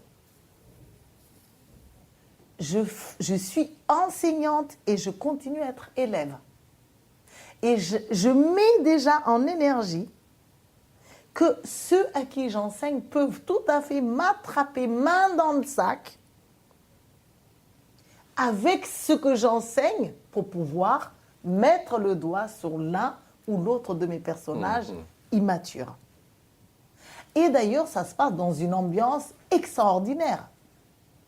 C'est chaleureux, c'est vivant, c'est humain. On pleure, on rit ensemble. J'ose parler de moi aux gens. Donc, la formation pour permettre de voir les SPPA, de mettre en avant son côté chaman, d'honorer son côté médium, je les donne avec mes collègues, comme j'ai énuméré tout à l'heure. Mais lorsque les gens les voient, c'est un enseignement en fait incroyable parce que immédiatement les gens se comprennent et comprennent les autres. C'est un des rares enseignements qui inspire à mieux connaître les autres pour pouvoir leur parler ou leur répondre avec la voix de l'âme et non avec la voix de bouboule. Qu'est-ce qu'il en est de l'alimentation ? Comment est-ce que, parce qu'aujourd'hui, bien entendu, il y a toutes sortes, entre les véganes, les végétaliens, les végétariens, ceux qui mangent de la viande. Quel est votre regard pour vous sur l'alimentation ? Alors, sur l'alimentation, d'abord, moi je suis bien formée parce que mon époux étant un des pionniers de l'alimentation, à l'origine même des graines germées, le docteur Christian Talchaler, Donc, ouais, je suis baignée dedans. Ceci étant dit, je reste toujours intègre. Hein, depuis que je connais ce que je fais, que je m'accroche plus au monde des esprits et que je m'aime avec tout ce que je suis, de grand et de petit, je me dis que être végétarien, c'est l'idéal. Parce que, même l'OMS aujourd'hui reconnaît que la viande est quand même cancérigène. Hein. La viande et les dérivés de la viande. Donc, sur le plan purement physique, on va dire, matériel, hein, la viande n'est pas bonne. Ce n'est pas l'aliment idéal pour nous. Mais être végétarien ou végétalien dérive aussi d'une conscience spirituelle. C'est-à-dire arrêter de nuire, arrêter de tuer. Et cette conscience n'est pas donnée à tout le monde. On ne peut pas s'inventer comme ça du jour au lendemain parce qu'on comprend que dans la viande, il y a des pesticides, il y a des antibiotiques, devenir végétarien ou végétalien. Parce que sinon, ça crée le problème suivant. Il y a des gens végétariens ou végétaliens, mais qu'est-ce qu'ils sont agressifs avec leurs frères humains? C'est vrai. C'est vrai. Comment peut-on être respectueux vis-à-vis des animaux et des plantes, même, ou même bref, de toute la nature, et ne toujours pas parvenir à pouvoir entendre son frère ou sa sœur humain, et à pouvoir répondre, dialoguer, communiquer avec la voix de l'âme, qui va faire en sorte qu'on sort de la conversation nourrie des deux côtés, tout en ayant été juste, honnête avec soi. Il y a une manière de parler de ces problématiques sans agresser l'autre, avec la voix de l'âme. Nous, on enseigne ça. Si quelqu'un m'agresse, par exemple, en disant « Oui, Joanne, je te vois un peu trop colorée, on reprend ça, tu sembles égocentrique. » Ben, si je réponds avec la voix de mon ego, c'est simple, tout de suite. J'élimine. Mais tu te vois, toi, hein? Qui es-tu pour me parler de ça? C'est ça qu'on entend souvent. Le bulldog. Si je réponds avec la voix de l'âme, j'ai dit, écoute, quand tu dis ça, je me sens pas très à l'aise. Mais je vois que à partir de ton point de vue, ce que tu énumères et que tu vois est juste. En fait, je suis sur un chemin où à la fois, j'essaie de me retrouver moi, avec mes couleurs, avec mon énergie, mais en même temps, ça me fait encore peur. Et la peur que j'amène, des fois, me pousse à exagérer. Mais mon intention est de pouvoir rayonner et de permettre à quiconque de trouver sa place. Alors, pour l'instant, je t'insécurise. J'en suis désolée, mais ce n'est pas mon intention primordiale. Je vais y arriver. Nous venons d'aborder la nourriture. Est-ce que vous buvez de l'alcool? Est-ce que vous fumez peut-être? Quel est votre regard sur ce qui est aujourd'hui considéré comme... D'abord, je ne suis pas végétarienne. Ah bah, c'est important de le préciser, oui. Oui, justement, je le précise.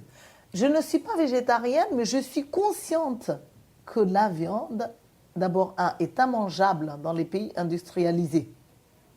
Je suis consciente que, surtout en tant que chamane, tous les chamans ne sont pas végétariens. Hein. Il y en a même qui sont des gros mangeurs de viande. Ouais. Que les animaux sont mes frères. Mais pour l'instant, je n'arrive pas à libérer certains de mes personnages. Par exemple, quand je rentre au pays, à Madagascar, là-bas, la relation avec les poulets, avec le cochon, c'est presque familial. On parle, on soigne bien le coq. Bref, le cochon, il vit dans la même maison, ou même dans la même cour. Bref, ils vivent avec les enfants. Et les gens ne mangent pas les animaux comme en Occident, où ils sont tributaires de la viande. Ils ont besoin de viande parce qu'ils pensent que s'ils ne mangent pas ça, ils ne vont pas s'en sortir. Il y a une espèce d'esprit de fête lorsqu'on mange de la viande. Et dans mon enfance, un petit morceau de poulet comme ça, peut-être j'en avais 2 dans mon assiette avec un gros volume de riz. Donc, on n'a pas non plus ce problématique, parce que la viande, la consommation en Occident a évolué. Ah ouais, à une époque, c'était ouais. du style 50 grammes. Maintenant, allez dans certains restaurants, vous avez carrément 750 grammes. Ah ouais. C'est pas plus.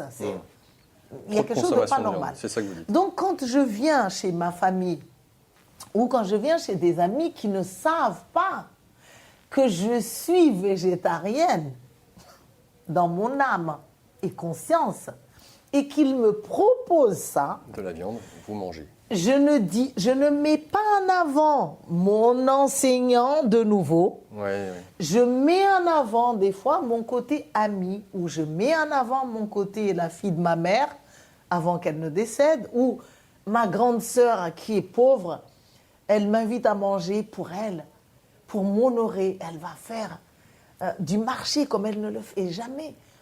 Alors, du coup, je mange ce qu'elle me donne. Alors, la question est immédiatement, c'est ce que les gens me posent. Oui, mais alors, au niveau du pouvoir, ça veut dire que tu perds ton pouvoir parce que tu subis l'autre. Non. Le pouvoir, pour moi, ce n'est pas quelque chose qui se perd. Une fois qu'on est un être de pouvoir et qu'on a ce pouvoir, on ne le perd plus. C'est quelque chose d'acquis.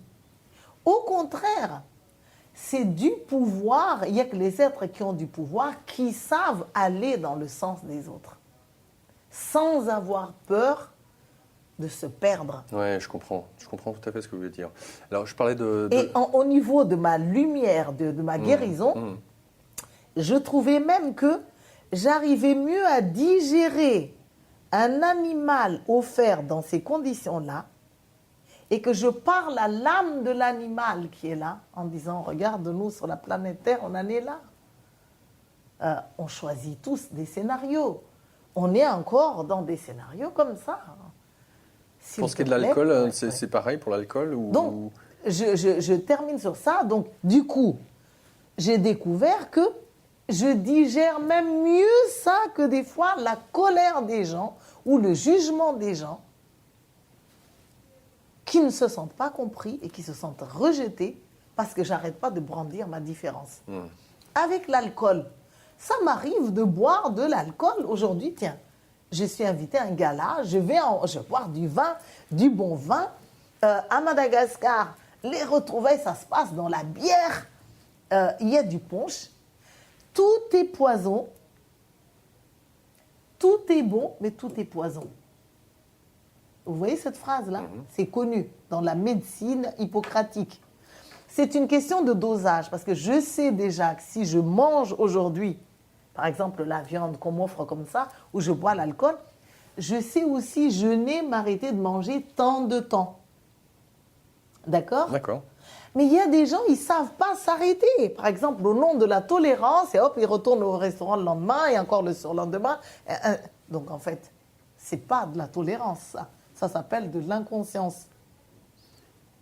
J'aimerais pouvoir être vraiment pur, rayonnant, mais je suis encore là dans mon niveau. Je ne suis pas entièrement réalisée. Est-ce que vous êtes le genre de personne à vous faire violence par rapport à cette idée d'évolution spirituelle? Est-ce que vous vous imposez des choses que... Non, pas du tout. Je ne m'impose rien, mais je suis un chemin. Je connais la valeur de ce chemin. Je sais ce qu'il y a au bout. Je sais ce qu'il me reste à faire. Je sais mes personnages malades. Je sais ceux qui sont déjà merveilleux. Je chemine avec de plus en plus de joie et de légèreté. Et le fait que je me connaisse si bien et que je m'aime, ça me rend vraiment tolérant, compatissant. Je suis véritablement spirituelle. Du coup, les gens qui m'approchent, ils le perçoivent, ça. En fait, ma difficulté, si je peux en révéler, c'est entre enseignants souvent. Ou même des personnes journalistes d'ailleurs qui interviewent, qui ont déjà leurs idées. Il y a des fois des choses lourdes, de la jalousie, de la comparaison. Des fois, on choisit tel sujet ou telle personne, non pas parce que le sujet est meilleur ou la personne est vraiment lumineuse, mais parce que c'est une personne connue aussi. On s'appuie comme ça, de cette manière un peu vicieuse, les uns sur les autres. Mais rien ne vaut la perception qu'on a lorsqu'une personne entend véritablement ce que vous dites, comprend vraiment ce que vous faites et vous accepte avec ce que vous faites. Je trouve ça génial. Je souhaite ça à tous mes pères, de pouvoir être aimé dans ces conditions-là. Parce qu'être aimé, toujours en étant étriqué, toujours en faisant semblant, toujours, je trouve que c'est pas une bonne qualité d'amour pour nous permettre de vivre, et c'est pas une bonne qualité d'amour pour permettre à l'humanité d'avoir des modèles à suivre. Justement, vous parlez de l'humanité. Est-ce que vous vous intéressez, est-ce que vous regardez la télévision, les journaux, est-ce que vous lisez l'actualité au sens large et si oui, qu'est-ce qui aujourd'hui qu'est-ce que vous avez tendance à suivre à travers le monde de ce qui se passe? Alors, je regarde, je m'abonne à certaines choses. J'aime bien, par exemple, Food Watch. J'aime bien EPA News. Je regarde de temps à autre France 24. Je trouve que c'est un petit peu plus complet. Ceci étant dit, dans les informations, je regarde donc de temps à autre la télé. Je n'ai pas en fait d'interdit. Je ne m'interdis rien. D'ailleurs, quand je ne sors pas suffisamment de mes émotions, j'adore regarder les films où les gens se tapent dessus. Où ils se tirent dessus, j'adore, parce que au moins c'est dans le film, et le fait que je vois mes peurs qui sortent comme ça, ou que ça me met en colère, je gère de cette façon. C'est qu'au lieu de mettre mes tensions, mes émotions négatives sur des gens, dans la réalité, je choisis de trouver des choses pour me permettre de les voir et de les lâcher. Je comprends. Et je sors de là vraiment... Exutoire. Voilà, c'est ça le mot. Alors donc du coup, quand je regarde aujourd'hui les journaux, je ne suis plus dupe. D'abord, je ne suis pas facilement attrapable par les publicités. C'est pas parce qu'on va montrer lave plus blanche 20 fois que je vais acheter ça. Non. Je ne suis pas dans cette culture-là, donc je suis hors ou acheter telle voiture, faites ça. Non, je ne suis pas une proie de la télévision. Ensuite, j'arrive à faire la différence entre les informations et les campagnes de désinformation. J'arrive à percevoir les mensonges. Et n'oubliez pas que comme je suis médium, je vois l'aura des gens et puis je vois les personnages. J'entends les personnages qu'on ne veut pas montrer et qui prennent le dessus. J'entends la vibration de la personne. Depuis mon enfance, je sais lire les pensées des gens, mais j'ai dû quand même apprendre à faire attention à l'emballage. Parce qu'au début, je pensais que ce n'était pas bon d'être médium, mais en fait, amener l'information au bon moment, dans la bonne sensibilité, dans la vibration de l'amour, est tout aussi important que d'apporter l'information comme ça. Il y a beaucoup de médiums qui ne savent pas encore ça. Et du coup, quand on les rejette, ils croient que c'est parce que les gens refusent la lumière. Alors que ce n'est pas ça du tout. Les gens ne refusent pas la lumière quand c'est emballé, respectueux, au bon moment, au bon endroit. Et le fait de les amener au bon endroit, au bon moment, ne signifie pas qu'on a peur de l'autre non plus. Alors donc, signifie tout simplement qu'on a la vision que l'autre fait partie de soi et que ce qui lui fait mal vous fait mal. Que ce qui le nuit vous nuit vous-même. Alors justement, avec ce regard-là... On forme un seul et même corps. Et avec ce regard-là, puisqu'on parlait de l'humanité et que vous nous parliez de l'actualité, vous ne refusez rien, qu'est-ce qui... alors, je ne sais pas s'il y a des sujets de préoccupation, je ne sais pas si vous avez... si vous suivez parce qu'aujourd'hui, il peut y avoir, par exemple... Oui, on peut parler les immigrés, la guerre, la Syrie... Voilà, les tensions avec la Russie. Un pays que j'ai visité, d'ailleurs, avant la guerre. Alors, les guerres dans le monde, bien sûr, ça me marque. Du nucléaire, surtout après l'histoire du Japon. Oh là là, j'ai pas dormi pendant 3 semaines. J'ai aidé beaucoup d'âmes à rejoindre les mondes spirituels. Toutes les nuits, j'étais habitée, mais pas possédée, parce qu'en fait, les entités négatives qui viennent comme ça sont attirées par votre lumière, par votre qualité d'amour, se dirigent vers ce qu'elles perçoivent, avoir la capacité de vous aider.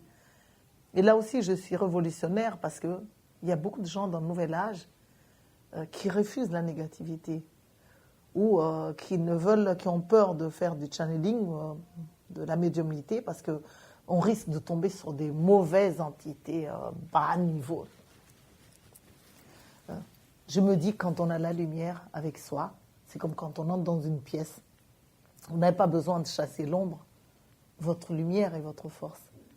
Votre amour est votre pouvoir. Votre compassion est le chemin. Et les esprits qui font avec vous, les esprits de chaman, comme je disais, les esprits de la nature, et tout quoi. Oui. Il y a également le sujet sur les immigrés. Qu'on accepte dans tel pays, comme en France actuellement, là. Oui. J'ai pu voir ça à la TV. Et puis qu'ensuite, qu'on chasse comme si c'était... Avec mon cœur, je sens le problématique, parce que, en fait, au niveau politique, c'est comme si les sociétés, les États se font la concurrence. Qui veut passer pour meilleur, d'abord, à un moment donné. Et puis ensuite... ils essaient de collaborer ensemble et en fait, ça ne marche pas comme ils veulent. Et certains se retrouvent coincés dans une décision qu'ils ont prise à un moment donné. Alors, ils sont obligés de lâcher parce que, avec le nombre de chômeurs en France, par exemple, le nombre des gens misérables, les retraités qui perdent leur oui, voilà, c'est ça. Les économies des Français, il y en a qui sont vraiment pauvres, qui sont aussi dévalorisés avec l'argent qu'on donne aussi aux immigrés. En fait, donc, moi, je me dis que la première éducation doit d'abord nous concerner, nous. Il faut vraiment qu'on sache, d'abord, qui nous sommes, des êtres de matière, des êtres divins. À quoi ça sert la planète Terre? Si c'est une école d'amour, c'est-à-dire que chaque frottement doit aboutir à de l'amour et non pas à des blessures. Comprendre. Ensuite, comprendre que le scénario de vie, c'est quelque chose que nous avons choisi avant de nous incarner. Et même si nous avons choisi avant de nous incarner, nous pouvons encore les changer ici, en étant au clair, en respectant le contrat qu'on a signé les uns avec les autres. Déjà, on part avec un point de vue qu'on n'est pas victime de la vie. Et qu'il n'y a pas des bourreaux d'un côté et des victimes, mais des gens qui ont choisi leur scénario de vie. Et il y a des scénarios qui font mal, comme celui, par exemple, d'avoir un enfant qui va mourir à 5 ans. Ou comme celui d'épouser un homme qu'on adore et qui vous abandonne pour votre meilleur ami. On n'est pas immigré, mais ça fait mal. Mais ce sont des scénarios de vie. Si on enseignait, on introduisait dans l'éducation, on y revient, déjà chez les enfants en bas âge, que chaque situation, chaque vécu fait partie d'un plan de vie. Et que ce plan de vie peut être changé.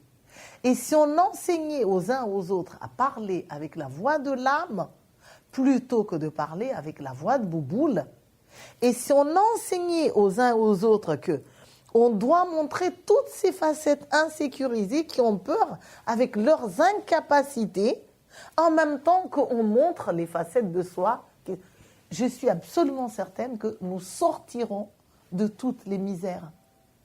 Parce que là, on ne peut pas juste trouver une solution du style oui ou non, t'es pour les... Non, c'est trop facile de faire ça. Moi, je n'ai pas du tout envie de faire ça. Je suis déchirée de voir tout ça. Mais ce qui me déchire de plus, c'est de voir des dirigeants qui n'ont pas du tout de niveau de conscience spirituelle élevé pour guider le monde. Comment ça se passe d'ailleurs? Je ne sais pas si vous êtes politisé. Est-ce que vous votez en France? Est-ce que vous êtes... Nous sommes en Suisse en fait. Officiellement, nous résidons en Suisse, nous payons nos impôts en Suisse, on vote en Suisse. Vous votez en Suisse. Est-ce que vous êtes... Mais là, ça ne m'intéresse même pas. D'un côté, je suis déchirée. Oui. Parce que je sais que c'est une responsabilité de voter parce que vous pouvez influencer. Mais je sais aussi qu'il y a des manipulations dans ces votes. Déjà, regardez l'argent en France, là, l'affaire Bettencourt, pour payer telle campagne de Sarkozy ou autre. En Afrique, il y a la tricherie sur les bulletins. À Madagascar, c'est... Alors, je suis responsable, je dois voter, mais en même temps, en fait, je consacre de travailler en énergie, davantage, de me relier au guide. Je sème sur la planète Terre, sous forme d'enseignement, ou sous forme de son, sous forme de danse, sous forme de prière, de méditation, d'actes chamaniques. Je travaille plus à ce niveau-là, pour moi, aujourd'hui. C'est plus concret que si oui. vous mettiez un bulletin. Voilà, c'est ça, oui. Et j'inspire les gens à travailler sur leurs émotions, à lâcher leurs émotions, leurs tensions, leur propre guerre, avant de sortir de leur maison pour côtoyer les autres. Parce que, en fait, la peur, les dépendances, les émotions négatives, non seulement attirent à nous des catastrophes, mais maintiennent le monde prisonnier. Comment puis-je espérer que la Syrie sorte de la guerre si je ne résous pas moi-même mes propres guerres? Les émotions négatives, en fait, induisent des infections. On n'arrête pas de s'infecter. Même un enfant en bas âge, quand il rencontre quelqu'un de négatif, il perd le nord, dans un sens. Et ça fait ressortir la méchanceté. Donc, il serait vraiment temps que cette planète soit conscientisée. Que les dirigeants de ce monde s'intéressent quand même à la spiritualité. Au lieu de prendre ça comme étant un danger, parce qu'il y a des sectes. Non. On peut même, à mon avis, canaliser la spiritualité. Parce que je vois que quand j'enseigne, par exemple, il y a des sujets, immédiatement, ça induit à des débats. Par exemple, on enseigne l'urinothérapie. Il y a des gens, c'est quoi boire l'urine? Parce que émotionnellement, ça l'est. D'accord? Ou même dire arrêtez de manger la viande. Pour les gros mangeurs de viande, se priver de leur steak, c'est s'attaquer à leur vie personnelle. D'accord.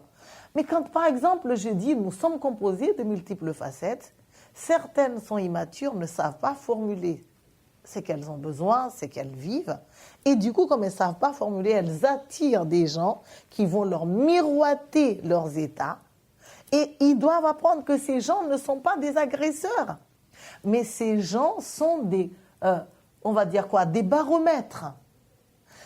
Rien que quand les gens écoutent ça, ils comprennent, parce que c'est un enseignement qui nous concerne tous. C'est quelque chose qui touche notre intelligence fondamentale, notre sagesse essentielle. Parce que vous êtes extrêmement important, parce qu'en disant ça, nous sortons du monde dualiste, voilà. Du bien et du mal, et le regard que vous êtes en train de poser sur la vie, même s'il y a certaines facettes de nous qui sont encore enfermées dans cette dualité, mais c'est de tendre le plus possible vers voir quelle est l'unification de toutes ces différentes forces, d'accepter nos parts d'ombre, de les aimer, leur donner ce qu'elles demandent, quelque part, répondre à leurs besoins, sans pour autant les juger finalement. Exact, mais ça commence justement par des maîtres spirituels comme moi, mais qui osent aussi partager leur petitesse, là où ils ont peur, là où ils ont mal, là où ils souffrent, là où ils ne sont pas capables de résoudre la situation. Parce que ça signifie donner un modèle de vie à copier par des gens, par les autres gens qui sont encore enfants, qui sont encore immatures. Mais à défaut, qu'est-ce qu'on fait? Mais en fait, on dit des tas de belles choses, mais on dit même que c'est bien d'être des enfants, mais personne n'ose se montrer dans ses limites et tout ça. Et du coup, c'est comme si il y a quand même la peur de ces ombres qui règnent, le refus de ces petits côtés qui règnent. Moi, quand j'en parle, je dis, c'est vous aux gens, au public qui risquaient d'avoir peur de moi parce que ça signifie que ce que je vais vous amener, ça peut être des vagues qui vous surprennent ou que vous aurez envie de fuir tellement le problème peut être gigantesque. Mais ça fait néanmoins sourire. L'idée chemine naturellement. Parce que si on se prend à changer les faces du monde à partir de ce qu'on voit en surface, on n'entre pas dans les racines profondes. Et ce qui est en surface n'est que le résultat de nos éducations, de nos croyances les plus profondes.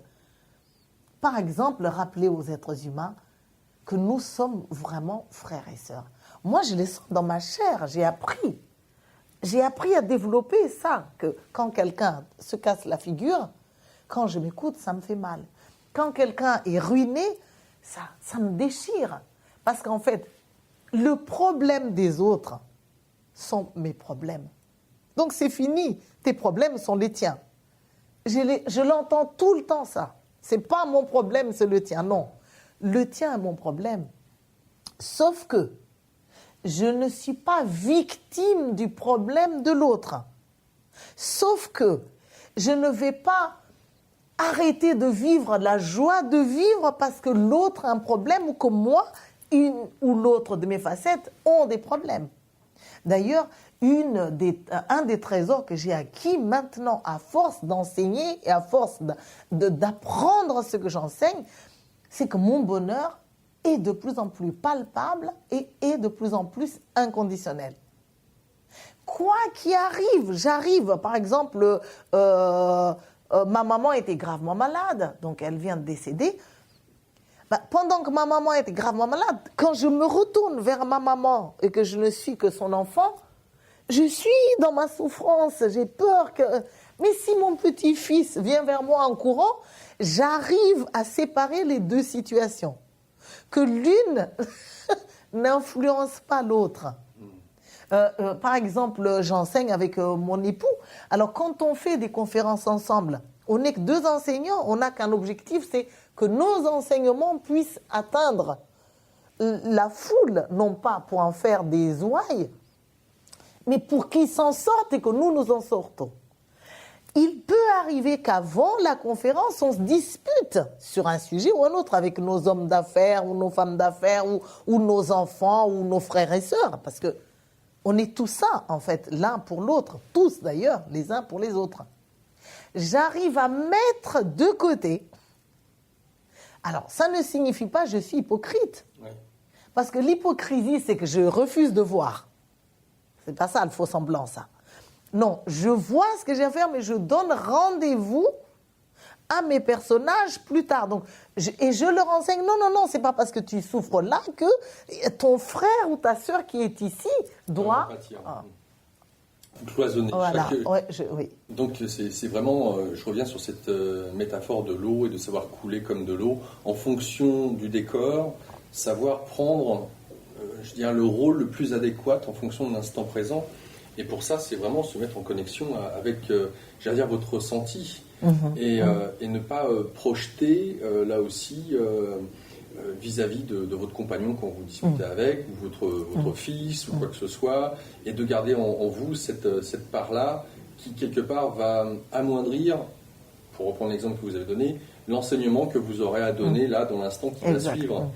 C'est faire preuve de beaucoup d'amour que d'écouter ces facettes qui sont en souffrance et de pouvoir les accompagner petit à petit, de les laisser s'exprimer, de les reconnaître, et de savoir écouter aussi peut-être le fabuleux miroir de qui est dans l'intime, l'autre, votre mari, qui lui est pour le coup certainement un miroir. C'est vraiment, oui, c'est ça, mais c'est vraiment plus profond et plus concret.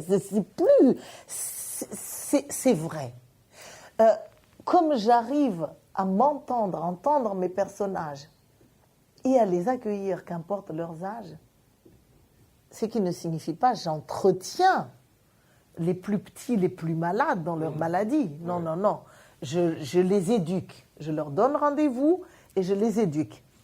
Mais ça déploie vraiment les ailes de mon amour parce que lorsque je vois quelqu'un de négatif ou quelqu'un qui essaie de me voler ou de me rouler dans la farine, je ne ferme pas. Je souris à l'intérieur de moi et je m'interroge sur l'âge du personnage. Je m'interroge d'où vient ce personnage pour en être encore là.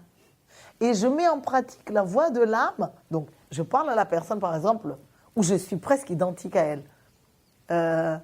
Je vois que tu essaies de me voler, hein, mais en fait, tu vis quelque chose actuellement tu es en difficulté. Tu ne vas pas plutôt m'en parler de ta difficulté? Et très souvent, les gens, ils sourient, la situation se dénoue, et du coup, ils changent de répertoire. Ils se révèlent. Ouais. Ah, c'est génial. J'aime beaucoup ça. C'est génial. Comment transformer un crapaud en prince charmant? De l'amour.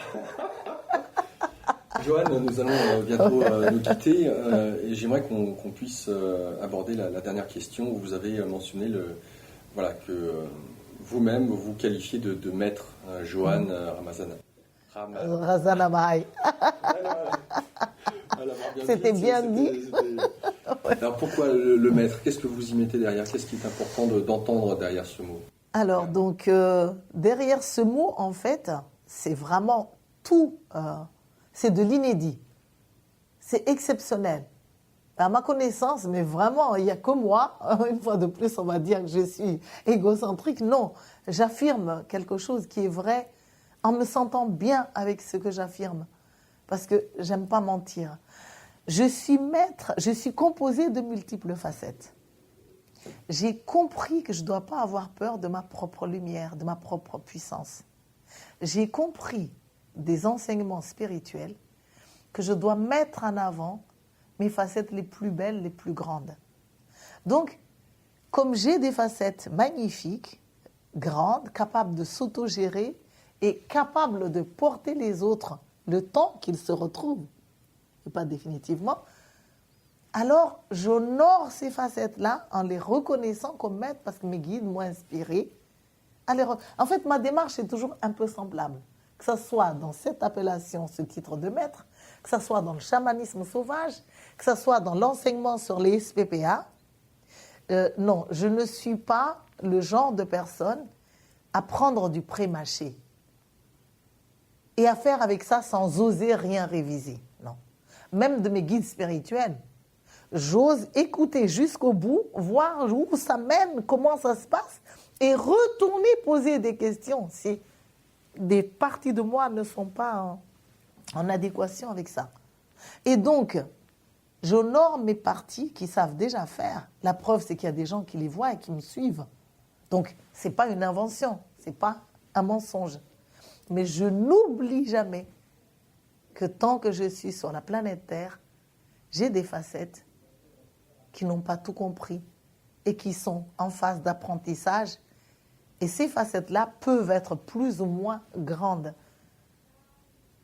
J'apprends à les aimer, j'apprends à les laisser exister, j'apprends à entendre là où ils sont en difficulté, à écouter leurs croyances à l'origine de leur souffrance et à apporter les enseignements qui me font du bien, qui font du bien à des gens, à ces facettes de moi qui peuvent être rebelles, qui refusent la lumière,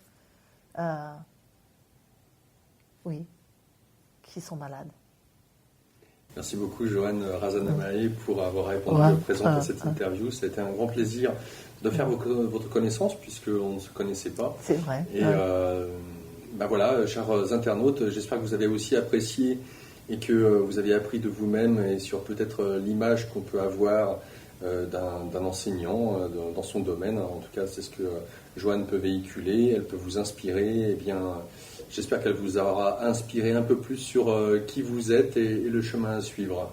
Merci beaucoup, Joanne. Merci beaucoup. Et pour ceux qui le veulent, donc il y a plusieurs vidéos sur YouTube. Et la dernière que j'ai faite, c'est avec la CCN, les pionniers du Nouveau Monde. sur l'ascension et les blocages justement durant cette phase de transition. En tout cas, mon leitmotiv est que je nous aime. Je ne peux plus dire je m'aime ni dire je t'aime, mais je nous aime parce que nous sommes un. Merci beaucoup à tous et bon chemin dans toujours plus de lumière, de bonheur et de santé. Au revoir Joël. Au revoir. Au revoir Laurent. Au revoir tout le monde.